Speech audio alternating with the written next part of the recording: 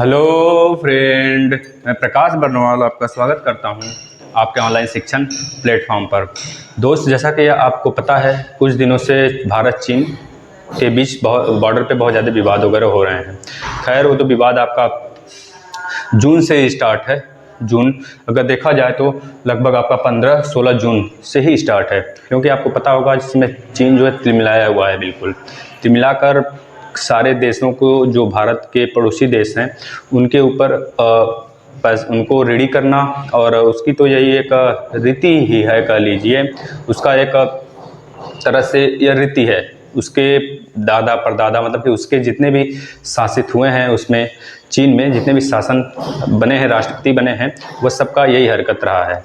तो इस बार भी लगभग आपका 30 से, मतलब कि 29-30 अगस्त को भी, कुछ दिन पहले 29-30 अगस्त को भी वह घटना देखने को मिला है। लेकिन इस बार जो घटना देखने को मिला है, चीन का जो घुसपैठी था वह दूसरी जगह मिला है। पहले हमारा जो ये आपका लैक है, पैंगोंग सो लैक है, उसी के उत्तर में, मतलब कि आपके काराकोरम लद्दाख के इन दोनों के बीच में उत्तर और दक्षिण, मतलब कि उत्तर वाले इलाके में हमको देखने को मिला था झड़प। लेकिन अभी फिलहाल में जहाँ पे कोई सोच भी नहीं सकता था, वहाँ पे चाइना अपना बेस बना रहा था, कैमरे वगैरह लगा रहा था। इस पे भारतीय सेना ने अपना एक तरह से उन्होंने झड़प किया, वहाँ पे जाकर उसको रोका।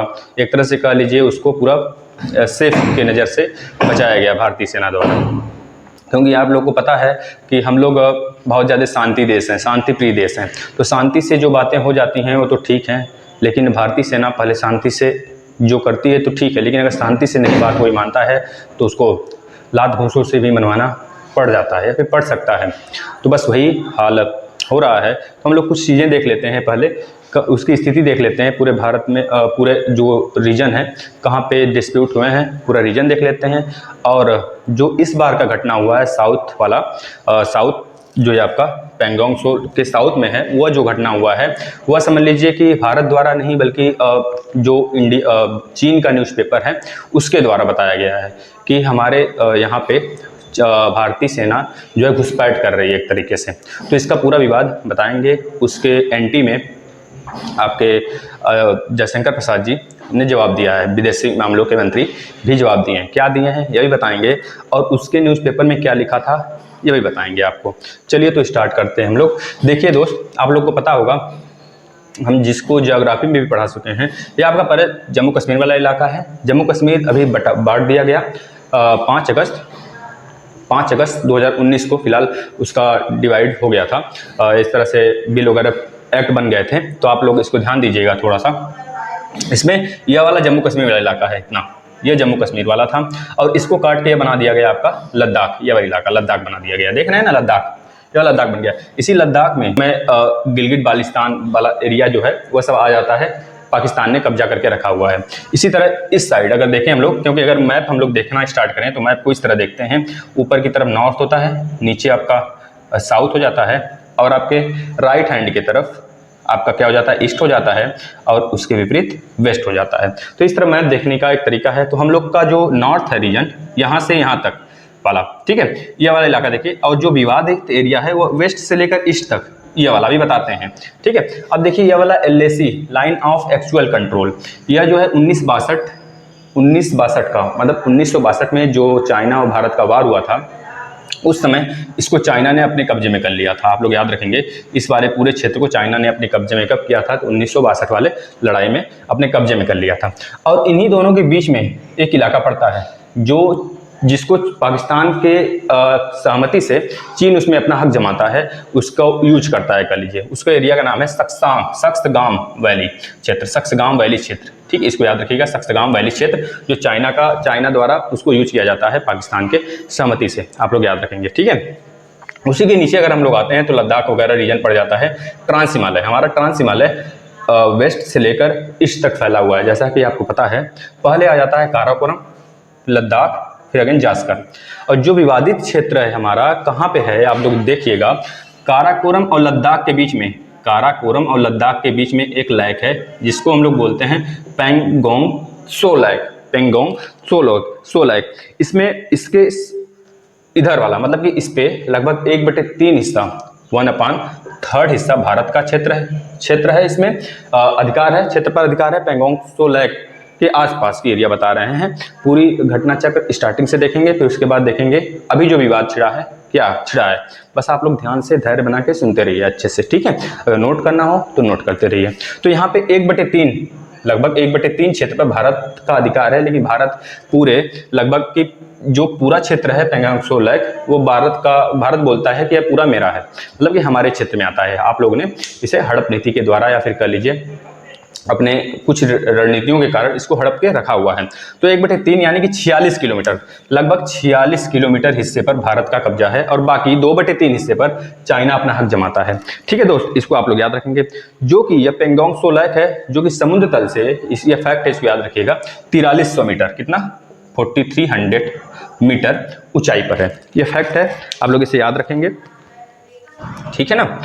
कितना मीटर पूछा जाता है, अगर पूछ लिया गया by chance, by the way, क्योंकि जीके का कोई लिमिट नहीं है, कहीं से भी पूछा जा सकता है, तो आप लोग बताएंगे। जो कि 4300 मीटर ऊंचाई पर है आपके समुद्र सी से, क्योंकि कोई भी ऊंचाई हम लोग समुद्र सी से नापते हैं। वो भी बिल्कुल पहाड़ी इलाके में पैंगोंग त्सो लैक है। यह भी एक खारे पानी की लैक है, ठीक है। और इसे रंग बदलने वाला लैक भी कहते हैं, यह भी फैक्ट है, आप लोग जानते रहिए। अब देखिए, इसी पैंगोंग त्सो लैक के जस्ट ऊपर, मतलब कि लद्दाख और जास्कर के मतलब कि बीच में नॉर्थ, अभी बताएं, यह ईस्ट हो गया, यह वेस्ट हो गया और यह ईस्ट हो गया। तो वेस्ट वाले रीजन पे तो भारत का हक है। वेस्ट वाले रीजन पे कहां से कहां तक वेस्ट रीजन आता है? देखिए, इसमें फिंगर की बात कहीं आप लोग सुने होंगे, फिंगर की बात की गई है। तो 1 से लेकर 8 तक फिंगर है। जो नदी है उसमें वो फिंगर के आकार की बनी हुई है, इस वजह से उसको फिंगर का नाम दे दिया गया, मतलब अंगुलीनुमा संरचना है। तो उस अंगुलीनुमा संरचना में भारत का 1 से लेकर 4 तक इस समय अधिकार है, लेकिन भारत 1 से लेकर 8 तक पेट्रोलिंग करता था पहले। इसी 8 फिंगर जो है, इसी जगह है दौलत बेग ओल्डी, आप लोग सुने होंगे, DVO रोड के नाम से जाना जाता है, जो कि जहां पे चीन ने अपना स्तूप वगैरह कब्जा करने लगा, अपना टैंक वगैरह लगाने लगा। बाद में भारत भी अपना टैंक उसके सामने जस्ट लाके लगा देता है और विवाद बहुत ज़्यादा बढ़ जाने की वजह से दोनों सेनाओं को पीछे हटना पड़ जाता है। यही कारण देखा जाता है। लेकिन भारत का कहना है कि हम 1 से लेकर 4 तक, इस समय 1 से लेकर 4 तक वो क्या करता है, पेट्रोलिंग वगैरह करता रहता है। लेकिन उसका कहना है कि हम 1 से लेकर 8 तक जब करते थे, तो 1 से लेकर 8 तक हमें करना है, हमारा पेट्रोलिंग 1 से लेकर 8 तक होता रहेगा और वो पूरा मेरा क्षेत्र है, इस वजह से हम उस पर करेंगे। लेकिन चाइना मानता है कि आपका जब क्षेत्र फिंगर 4 ही तक है, तो आप फिंगर 8 तक क्यों आते हैं? और चाइना यहाँ तक के इधर के बजाय वो क्या मानता है कि इधर वाला, मतलब कि यहाँ तक मेरा क्षेत्राधिकार है। उसके बाद तो ठीक है, लेकिन वो पूरे के पूरे क्षेत्र को ही अपना बताने की कोशिश करता है। बहुत बार ऐसा देखा गया है कि पूरे के पूरे जो पैंगोंग त्सो लैक है उसको पूरा का पूरा अपना बताने की कोशिश करता है। अब देखिए, जो ये LAC है, LAC line of actual control, यही पूरा जाना जाता है आपका, यह वाला लाइन ऑफ एक्चुअल कंट्रोल से। यही पूरा एरिया जो है, लगभग समझ लीजिए कि इसमें ये दिल्ली का, इसमें दिल्ली जैसा पूरे दिल्ली इतना बड़ा क्षेत्र ये पूरा हड़पा हुआ है, इतना समझ लीजिए। देखिए, 32,244 स्क्वायर किलोमीटर का एरिया चीन द्वारा हड़पा गया है, मतलब इस पे अपना अधिकार जमाता है वो, ठीक। LAC जो आप लोग जानते होंगे, इधर तिब्बत वगैरह स्टार्ट हो जाते हैं, तिब्बत को भी हड़पा ही हुआ है। तो अगर इतनी बातें आप लोग जान लेते हैं तो एक चीज़ और जान लीजिए पहले। अब देखिए, दौलत बेग ओल्डी से अगर हम लोग चलते हैं गलवान वैली की तरफ, गलवान वैली जहाँ पे विवाद था 15 और 16 जून के आसपास में, तो गलवान वैली की तरफ आते हैं तो एक 20 किलोमीटर का रास्ता दिखता है हमको, 20 किलोमीटर के आसपास में। फिर यहाँ से निकलते हैं, जब हम लोग आते हैं अपने पैंगोंग त्सो लैक के पास, तो यहाँ पे बिल्कुल उसके तिब्बत की तरफ हॉट स्प्रिंग पूछा जाता है। हॉट स्प्रिंग गलवान वैली के किस साइड है, तो आप बता देंगे साउथ में, बिल्कुल तिब्बत में पड़ जाता है। और उसी के जस्ट नीचे, मतलब कि जास्कर वाले इलाके में, काराकोरम और लद्दाख के बिल्कुल मीड में यह पैंगोंग त्सो लैक पड़ता है। और उसी पैंगोंग त्सो लैक के ऊपर वही आपका यह संरचना बना हुआ है। इस संरचना पे पूरा का पूरा अधिकार जमाने की कोशिश करता रहता है बार बार चीन, और इसी को लेकर विवाद बना था। अभी आप लोग देखे होंगे कि भारत और चाइना के बीच इसमें लड़ाई भी हुआ है, जिसमें कि भारत के 20 सैनिक मारे गए हैं। लेकिन चाइना की तरफ से ऐसा कोई भी न्यूज़ नहीं आया है कि उसके कितने सैनिक मारे गए हैं, क्योंकि आप लोग को पता है वहाँ पे कम्युनिस्ट पार्टी है, और हम लोग का जितने भी न्यूज़ वगैरह फुल ओपन होते हैं, न्यूज़ चैनल वाले होते हैं, वो अपना पूरा फुल्ली टोटली उनके सरकार के विरोध में बोल सकते हैं, है ना। तो और लेकिन चाइना वाले लोग हैं, जो न्यूज़ वगैरह चैनल वगैरह हैं, न्यूज़ वाले हैं, न्यूज़ एडिटर वगैरह हैं, ये लोग उनके बारे में कुछ नहीं बोल सकते। मान लीजिए वहाँ पे एक सरकार माना जाता है, सरकार जैसे हम लोग के यहाँ 2-3 पार्टियां हैं, सब में देखते होंगे आप कि किसी को कुछ वोट मिला, किसी को कुछ वोट मिला, लेकिन वहाँ पे लगभग 1 से 2 वोट ही विपरीत पार्टी को जाता है, विपक्षी पार्टी को, और बाकी वोट इसके जो चाइना जी जिनपिंग उनके पार्टी को मिलता है। आप लोग इसको जानते होंगे। ठीक है, चलिए अभी जो अब का जो विवाद है उसके बारे में हम लोग देख लेते हैं। एक चीज और बता देते हैं आप लोग को, थोड़ा सा कर लीजिए, इंटरेस्टिंग है।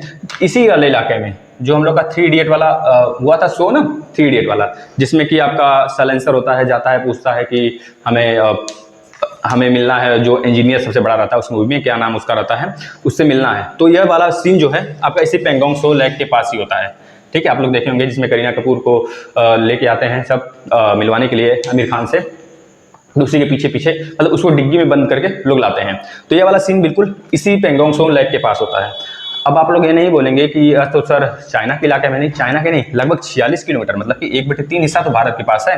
तो यह भारत अपने कब्जे में, भारत अपने क्षेत्र में मानता है, इस वजह से वहाँ पे मूवी वगैरह का शूटिंग वगैरह होता रहता है ना। अगर आप लोग इतने इस सब के बारे में इतना जान गए हैं तो अब देखिएगा जो अब का हुआ है, जो इस बार का घटना हुआ है वो 29-30 अगस्त में हमें अपने मिनिस्टर ऑफ डिफेंस से नहीं, मिनिस्टर ऑफ एक्सटर्नल अफेयर से भी नहीं, हमें चाइना के न्यूज, मतलब एक न्यूज है, कह लीजिए पीएलए वेस्टर्न न्यूज, वहाँ का एक बता रहे हैं, ग्लोबल टाइम अखबार से, जो चाइना का ग्लोबल टाइम अखबार है, या फिर बोल दीजिए कि उसी का पार्टी, क्योंकि वहाँ पे जो न्यूज पेपर होते हैं सब उसी तरह काम करते हैं जो कि चाइना का पार्टी बोलता है, लिबरेशन पार्टी, उसी तरह कम्युनिस्ट पार्टी, लिबरेशन नहीं, कम्युनिस्ट पार्टी जो बोलती है चाइना का, उसी तरह वही काम करेंगे जो वहाँ के लोग, वहाँ के जो मिनिस्टर वगैरह चाहेंगे, जैसे कि राष्ट्रपति, प्रेसिडेंट, वैसे प्रेसिडेंट वहाँ का हेड होता है, तो प्रेसिडेंट जो चाहेंगे वही वहाँ के न्यूज पेपर वगैरह काम करते हैं। तो ग्लोबल टाइम नाम से वहाँ का एक अखबार है। ठीक है, उसी अखबार के पीएलए वेस्टर्न थिएटर कमांड ने यह बोला है, ध्यान सुनेंगे क्या बोला है, India troops have violated the consensus reached at the multi level task between India and China. मतलब यह बोला गया है, यह बोला गया है कि इंडिया के फौज ने अपनी वार्ता का उल्लंघन कर दिया, जो कि वार्ता यह हुआ था कि दोनों सेनाओं के बीच में समझौता हो चुका है, आप वापस चले जाइए, हम अपने वापस चले जाते हैं। लेकिन यह बोला गया इस वेस्टर्न थिएटर कमांड द्वारा कि जो भारत की सेना है वो चाइना भारत के बीच जो वाद व्यवहार हुआ था उसका उल्लंघन कर दिया। इसके बाद आप आगे देखेंगे, and against cross the line of the actual control LAC, मतलब कि और बल्कि LAC को भी क्रॉस कर दिया, मतलब कि जो भारतीय सेना है वह LAC को भी क्रॉस कर दिए। At the border on Monday के दिन, मतलब सोमवार को, एंड पर्पसली लॉन्च्ड प्रोवोकेशन। ठीक है, वह क्या कर दिया, जानबूझकर हमें उत्तेजित कर दिए हैं, जानबूझकर वो लोग इस लाइन को, LAC को पार किए हैं, और इसके बाद हमें उत्तेजित भी किए हैं कि उत्सुकता बढ़ा दी है मेरा कि हम लोग एक दूसरे से लड़ाई करें। इस तरह ब्लेम लगाया गया है चाइना के वेस्टर्न थिएटर कमांड द्वारा कि हम लोग से लड़ाई करना चाहते हैं, है ना, इंडिया के सैनिक लोग। तो इस तरह से जो ट्वीट आया है इनके द्वारा, तो बाद में हम लोग के जो देश मंत्री होते हैं S जयशंकर, उन्होंने भी ट्वीट किया। क्या कहा ट्वीट कर, ध्यान सुनेंगे। भारत के मिनिस्टर ने कहा, जब हमने देखा तो चाइना के सेना हमारे ऊपर सर्वेलांस, मतलब कि यानी नजर बना रहे थे, यानी कि कैमरे वगैरह लगा रहे थे, नजर बनाने के लिए कैमरे लगा रहे थे, तो हमको अपनी सुरक्षा के लिए अपनी सेना को वहाँ पे भेजना पड़ा। हमारी सेना वहाँ पे गई, उनके नापाक इरादों को जब ध्वस्त कर दिया तो उनको बिल्कुल मिर्ची की तरह लगी, और इस बात को हमको करना चाहिए था। मतलब कि हमारा यह अधिकार है कि हमारे पर जो हमारे क्षेत्र अधिकार में आता है उस पर कोई दूसरा देश अपना अधिकार बनाकर हमारे ऊपर नजर रखें। ठीक है, तो ऐसा हम बिल्कुल नहीं होना देना चाहते हैं।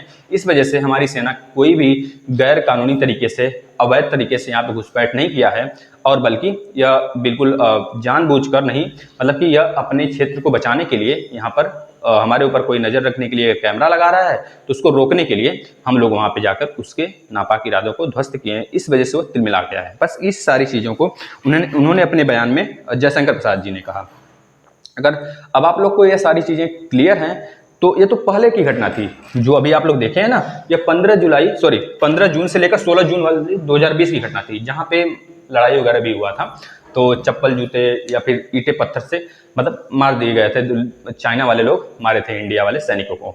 तो इंडिया के सैनिक लगभग 20 के आसपास में डेथ भी हुआ था, और चाइना का भी कुछ हुआ था, लेकिन यह क्लियर नहीं हुआ क्योंकि वहाँ की जो न्यूज एजेंसियाँ हैं सब अपने पोल को खुलने नहीं देती हैं जब तक वहाँ की कम्युनिस्ट पार्टी का इजाज़त नहीं होता है ना। ठीक है, तो हम लोग स्टार्ट करते हैं। अब इस समय कहाँ पे विवाद है? अब देखिए, यह वाला लद्दाख रीजन है आपका, नीचे वाला अभी हम लोग देखे हैं, और ऊपर काराकोरम है। काराकोरम लद्दाख के बिल्कुल बीच में पेंगोंग त्सो लेक है। इसी पेंगोंग त्सो लेक के अभी तक तो ऊपर विवाद था, लेकिन अब क्या हो गया, साउथ में, अभी तक तो नॉर्थ में था विवाद, नॉर्थ वाले इलाके में। अब जब साउथ में आ गया तो पानी सर से ऊपर जाने लगा। ठीक है, पानी सर से जब ऊपर जाने लगा तो भारत को भी कुछ कार्रवाई करनी पड़ेगी। अब हम लोग पूरी बातें जान लेते हैं, आप लोग लिखते चलेंगे। पिछले कुछ महीनों से, अभी तो सारी बातें आप लोग लोकेशन वगैरह देख लिए ना, तो लोकेशन के बाद अब जो आप लोग लिख भी सकते हैं अपने कॉपी पे। अब आप लोग लिख सकते हैं अपने कॉपी पे, लिखिए अगर लिखना है तो, नहीं तो फिर सुनना है तो बेटर अच्छे तरीके से बैठकर सुनिए। पिछले कुछ महीनों से दोनों देशों के मतलब लाइन ऑफ एक्चुअल कंट्रोल पर स्थिति तनावपूर्ण बनी हुई थी। ठीक है, बात चीन से कोशिशें जारी थी, मतलब कि जो बातचीत हो रही थी, चीन का कोशिश वगैरह जारी था कि बात कर लिया जाए।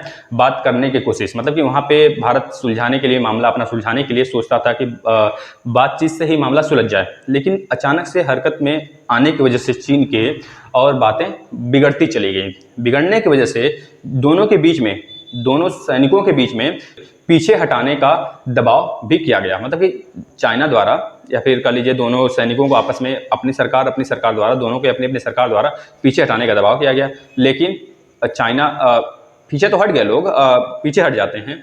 बाद में 29 अगस्त या 29 और 30 अगस्त के रात वाली दिन पेंगोंग झील के पास दोनों देशों के बीच झड़प की खबरों को स्थिति को फिर से तनावपूर्ण बना दिया है। ठीक है, वहां पे झड़प फिर से स्टार्ट हुए, जो कि अभी आप लोग को बताएं, कैमरा वाला पूरा सिस्टम। वहां के जो आपका कौन सा वहां का न्यूज चैनल न्यूज होता है, ग्लोबल टाइम अखबार होता है, उन्होंने अपने में प्रकाशित करके इनके माध्यम से ये बातें कही। तो भारत का जो विदेश मंत्रालय है, उनके बयान में कुछ बातें कही गई, दोनों के बीच में कुछ बातें हुई। वो ब्लेम लगाए, जो चाइना वाला है वो ब्लेम लगाया, लेकिन भारत देश अपना उसको कटाक्ष करने के लिए अपनी बातों को उनके समक्ष रखा। ठीक है, इसके बाद जब दोनों देश के बीच में 29 और 30 अगस्त को झड़प होती है, तो दोनों के बीच फिर से विवाद उभरने की आशंका बढ़ जाती है। इस बार सीमा पर तनाव गलवान घाटी में नहीं, बल्कि एक दूसरे जगह पर शुरू हुआ। जैसा कि हमें बताया कि साउथ वाले इलाके में हुआ, साउथ वाले जो त्रिशूल वगैरह आ जाता है आपका उत्तराखंड में, त्रिशूल वगैरह, उसी के जस्ट आसपास की यह विवाद है, उसी के जस्ट ऊपर। ठीक है, इसको हम लोग याद रखेंगे। खबरों को स्थिति को फिर से तनावपूर्ण बना दिया। इस बार सीमा पर तनाव गलवान घाटी में नहीं, बल्कि की दूसरे जगह पर की गई। ध्यान सुनेंगे, यह इलाका पेंगोंग लेक का दक्षिण तट है। जैसा कि अभी हम बताएं, यह इलाका पेंगोंग लेक का दक्षिण तट है। 29-30 अगस्त की रात भारतीय सेना के मुताबिक दोनों देशों के सैनिकों के बीच झड़प हुई। इसमें किसी के घायल होने की कोई भी आशंका नहीं जताई गई है, दोनों सेनाओं की तरफ से सब लोग सेफ हैं। इसके बाद क्या होता है, भारत में स्थित चाइना दूतावास, मतलब कि आप लोग को पता होगा, अलग अलग देश अपना दूत अलग देश में भेजते हैं, जिससे कि व्यापार वगैरह या फिर कोई भी रणनीति वगैरह बातचीत होती रहे दोनों के देश में, दोनों के बीच में अच्छे तरीके से संबंध बने रहें। इस वजह से दूसरे अलग अलग देश अपने दूतावास अलग अलग देशों में भेजते हैं। जैसे भारत का दूतावास चाइना में भी है और चाइना का दूतावास भारत में भी है, जिससे कि बात व्यवहार बना रहे दोनों में।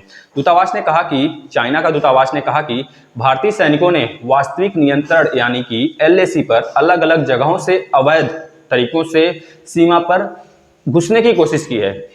यह चीनी दूतावास ने कहा, ट्वीट कर। ठीक है, इस बात को बोला, लेकिन बाद में दूतावास का कहना था, लेकिन यह चीज दूतावास ने कहा कि चीन ने औपचारिक तरीके से भारत से सीमावर्ती सैनिकों को नियंत्रित करने की आग्रह किया है। सोच लीजिए कि जो चीन हड़प नीति से अपना काम करता हो, वो कैसे आग्रह कर सकता है। लेकिन इस बात को भारत में स्थित चीनी दूतावास का कहना था, उनके ट्वीट में यह चीज लिखा गया था। आग्रह किए कि हमारे सैनिकों को वहां से अवैध तरीके से घुसने से मना किए। तो यह सब सारी बातें चाइना के दूतावास द्वारा बोला गया। इसके अलावा चीन के विदेश मंत्रालय ने कहा है कि चीन की सेना वास्तविक नियंत्रण रेखा का सख्ती से पालन करती है, जो कि दूसरे के थाली का खाना छीन ले वह सख्ती से पालन करती है। इसको बोलने वाला चीनी दूतावास, ठीक है, चीनी दूतावास ने बोला, जो भारत में उनका बेस होता है, एक तरह से आते हैं बात व्यवहार करने के लिए लोग। इस बात को सख्ती से पालन करने के लिए मतलब कि प्रतिबद्ध है, यह बोला है चीनी दूतावास ने कि चाइना के जितने भी सैनिक हैं वो बिल्कुल प्रतिबद्ध हैं, हमारे रूल रेगुलेशन को फॉलो करते हुए चल रहे हैं। और चीन की सेना ने कभी इस रेखा को पार नहीं किया है। जैसा कि आप लोगों को पता है, यहाँ तक तो भारत पेट्रोलिंग करता था, लेकिन बाद में यहीं पे अपना बेस वगैरह, कैंप वगैरह लगाने की वजह से, टैंक वगैरह रखने की वजह से बहुत ज़्यादा अभी 16 जून 15 जून को विवाद हुआ था।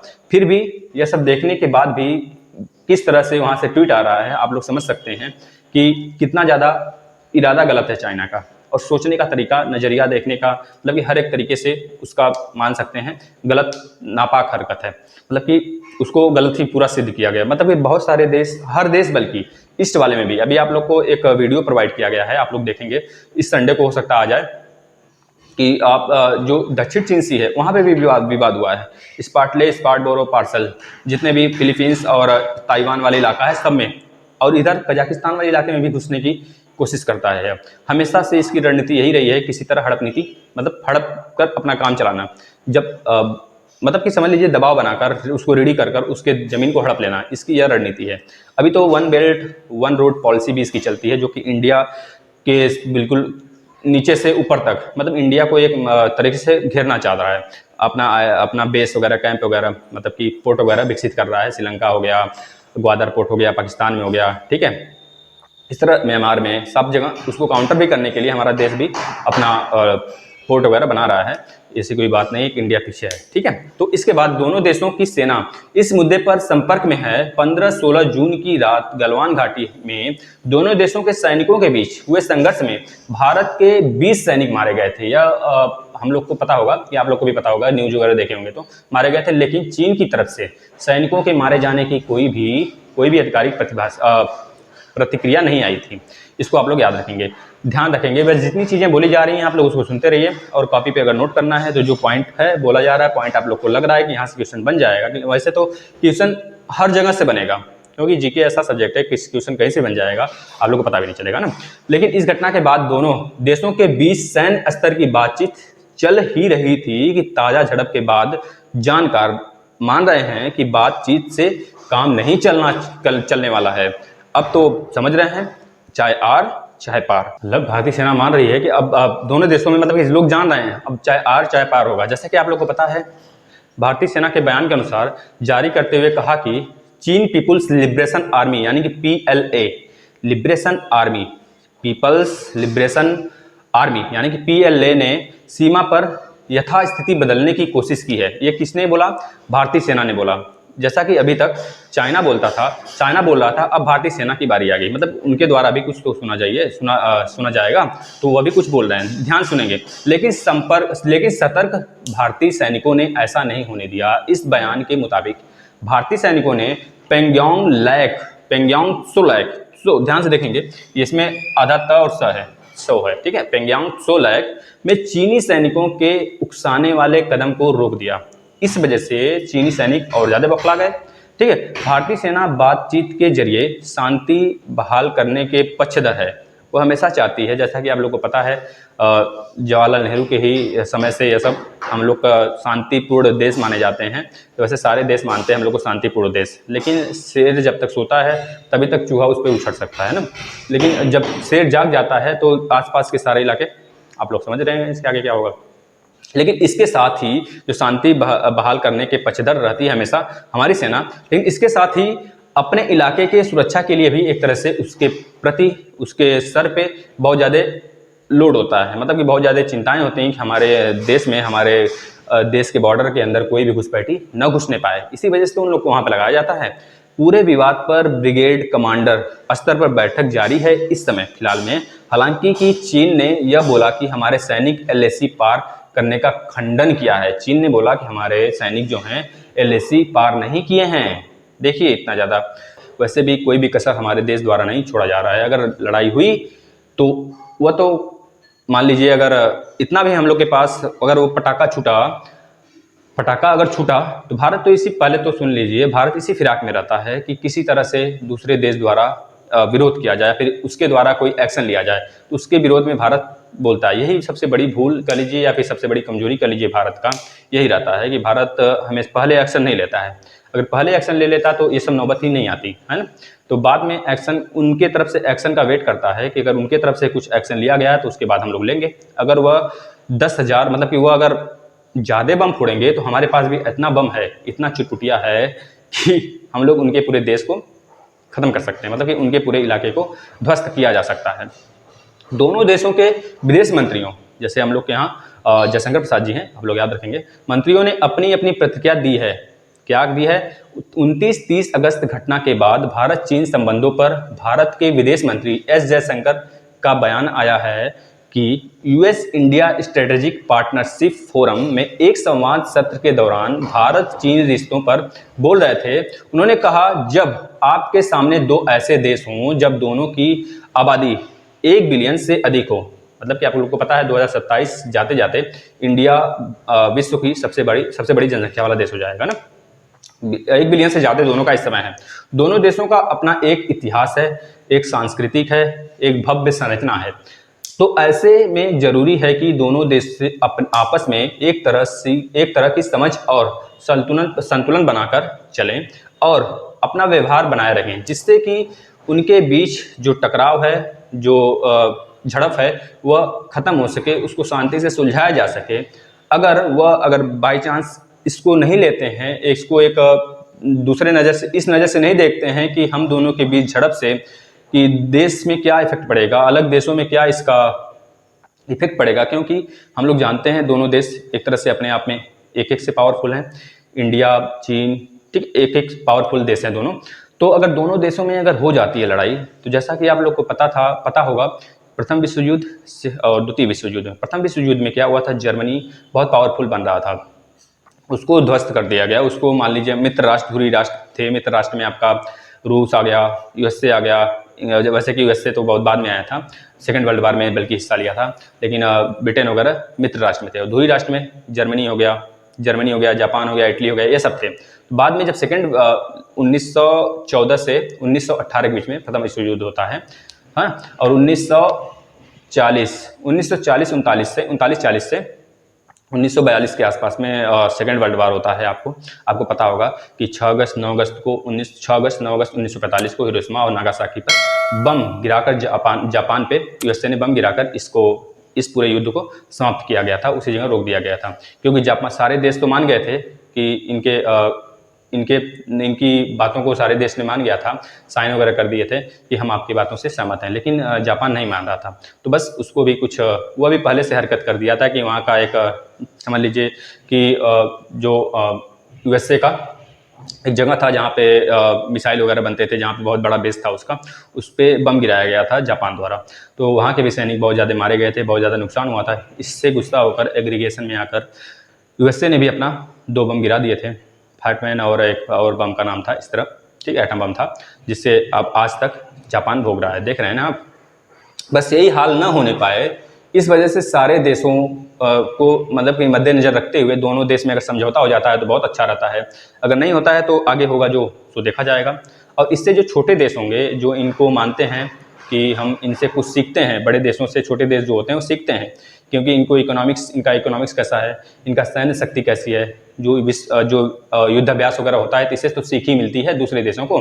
तो बड़े बड़े देश से छोटे देश सीखने को मिलता है। अगर यही दोनों देश अगर लड़ाई करने लगे, आपस में विवाद छिड़ गया बहुत ज़्यादा, तो बहुत ज़्यादा नुकसान हो सकता है। जैसा कि आप लोग को पता होगा, प्रथम विश्व युद्ध, सेकेंड विश्व युद्ध में कितने ज़्यादा जनसंहार हुए थे, कितने ज़्यादा बीमारियाँ वगैरह फैली थी, ठीक है। तो इस समय पेंडेमिक की सिचुएशन से देखते हुए ऐसा अगर नहीं हो तो बेहतर है। अगर दोनों अपने नतीजे को, दोनों अपने क्षेत्र को सहमति से अब एक तरह से रुख बदल लें अपना लड़ाई करने का, जो झगड़ने का है, तो बेटर रहेगा हमारे समझ से। अगर आपका समझना क्या है, आप लोग इसको बताइएगा, कमेंट करिएगा, और इस पूरे वीडियो को शेयर करिएगा। आप लोग जितना ज़्यादा हो सके उतना ज़्यादा शेयर करिए।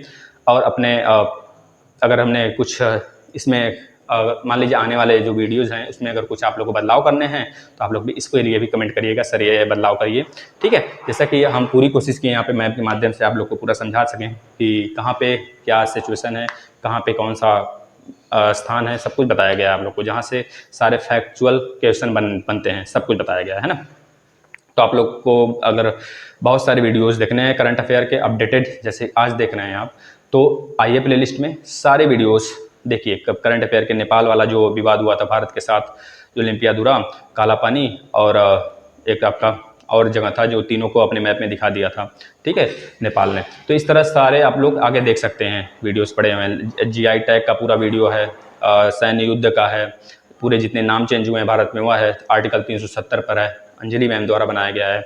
अनुज सर डेली सुबह उठ के लगभग 7 बजने के करीब आपके लिए करंट अफेयर डेली तैयार करते हैं, उसको देखिए, बिल्कुल फैक्चुअल। ऐसा यूट्यूब पे बहुत कम ही ऐसा है कि आप लोग को मिले, बिल्कुल फैक्चुअल, जहाँ जहाँ से क्वेश्चन चारों तरफ से बनते हैं सब बनाया गया है। आप लोग आइए यूट्यूब में, सॉरी चैनल पे सर्च करिए, प्लेलिस्ट में अच्छा लगे तो शेयर करिए, कमेंट करिए दोस्त, ठीक है। और ज़्यादा से ज़्यादा अपने दोस्तों को बताइए। यहाँ पे सारे क्लासेस, ज्योग्राफी का तो बिल्कुल फुल सेशन चल रहा है, आप लोग देखिए। रीजनिंग स्टार्ट होने वाला है, रीजनिंग स्टार्ट हो गया है बल्कि, आप लोग देखिए सारी चीज़ों को, आप लोग को बहुत अच्छा लगेगा। यहाँ से आप लोग जाएंगे नहीं कहीं, 100% बता रहे हैं, सिलेक्शन लेकर ही जाएंगे, ठीक है। थैंक यू दोस्त, धन्यवाद।